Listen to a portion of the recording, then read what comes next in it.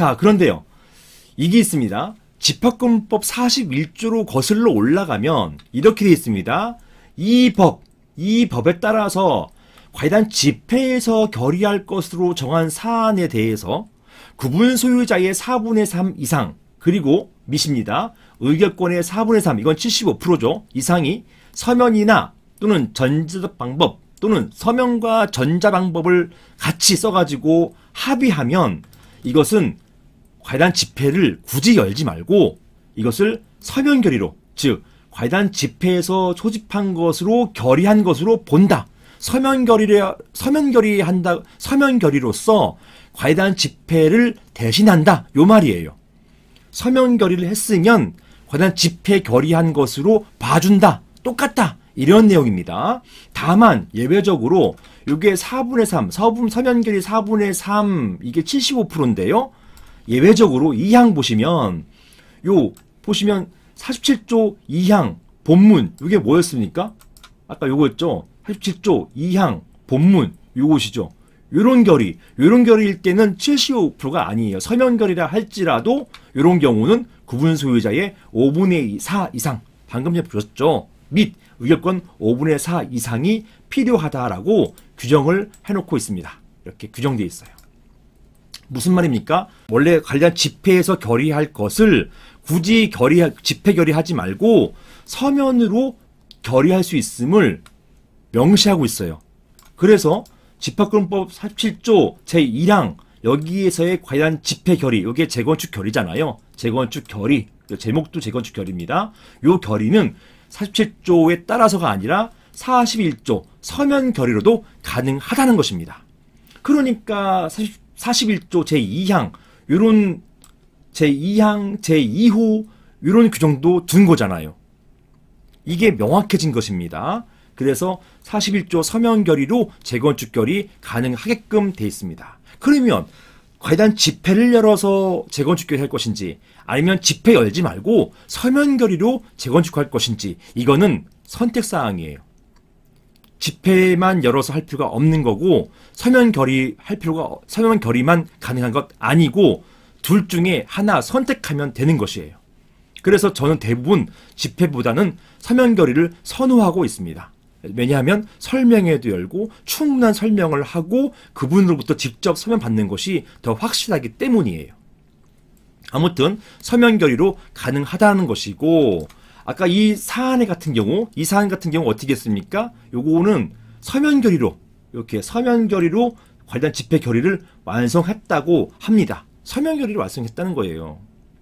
그러니까 과이단 집회 결의든 이게 과이단 관리임원회의에서 발표했든 과이단 집회에서 발표했든 그러니까 서면 결의 완성했기 때문에 이것을 어디서 발표하는지는 크게 중요하지 않습니다.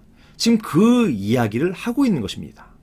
그래서 사안을 정리하자면 보시는 것처럼 재건축 결의는 과이단 집회에서 구분 소유자 수의 80%와 그리고 의결권의 80%, 5분의 4조 80% 이상의 동의로 가결되는 것이 원칙입니다.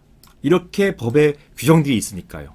그런데 집합건물법은 과단 집회가 아닌 서면 결의, 아까 41조였죠? 41조에 따라가지고 과단 집회의 결의를 대신할 수 있음을 명문으로 규정하고 있습니다. 그리고 다만 정족수가 다를 뿐이었어요. 아까 이 서면 결의 같은 경우는 4분의 3이니까 정족수가 다르다 이런 말을 할 수가 있었던 것인데 하지만 결론은 그렇지 않죠. 제2항에 따라가지고 요 47조 2항 요 재건축 결의일 때는 마찬가지로 80%로 돌아옵니다. 따라서 비록 어찌되었든 과단 집회가 없더라도 서면 결의의 요건을 갖추었다면 적법 유효한 결의가 된다고 할 것이고 이 결의에는 재건축 결의도 포함돼요. 사안에서의 상가 재건축에 있어서의 재건축 결의도 포함되는 것입니다. 판례는 재건축 결의도 서면 결의로 가결할 수 있음을 밝히고 있습니다. 그리고 이러한 서면 결의의 결과를 과단 집회가 아닌 과단 대표회의에서 발표하더라도 문제가 없는 것으로 판시하였습니다. 왜냐? 이미 서면 결의가 완성됐기 때문에 이걸 누가 발표하는지는 크게 중요하지가 않아요. 이걸 반드시 과단 대표회의 또는 과단 임원회의에서 발표하는 것, 반드시 과단 집회에서만 발표하는 것, 이걸 요구하지 않는단 말입니다. 이 대표회의에서 발표하더라도 이미 완성된 서면 결의에는 영향을 줄 수가 없는 거예요. 사안의 경우, 자, 돌아와서 이제 사안에서 관련 집회가 아닌 서면 결의로 재건축 결의가 가결, 즉 완성이 되었고, 이것을 관련 임원회의에서 비록 발표했다고 하더라도 끝난 거예요. 이미 서면 결의 완성됐습니다. 완성된 재건축 결의가 무효되는 것은 아닙니다. 따라서 이것 자체를 무효라 볼 수 없고요. 비록 임원회의에서 발표했다 하더라도 적법 유효하다, 이렇게 보시면 되겠습니다. 이게 판례의 태도이기도 합니다. 끝으로 아까 말씀드린 것처럼 정족수가 다를 뿐이긴 하지만 다시 반복된 말씀 드립니다. 정족수가 사실은 재건축, 이 상가 재건축에 있어서는 정족수도, 서면결의 정족수도 똑같아요. 서면결의가 원칙적으로는 4분의 3, 75%이지만 어찌되었든 재건축일 경우에는 5분의 4, 80%가 되는 것입니다. 이거 다시 한번 유의해 주십사, 이런 말씀을 드리면서 이번 동영상을 마무리하도록 하겠습니다. 이상입니다.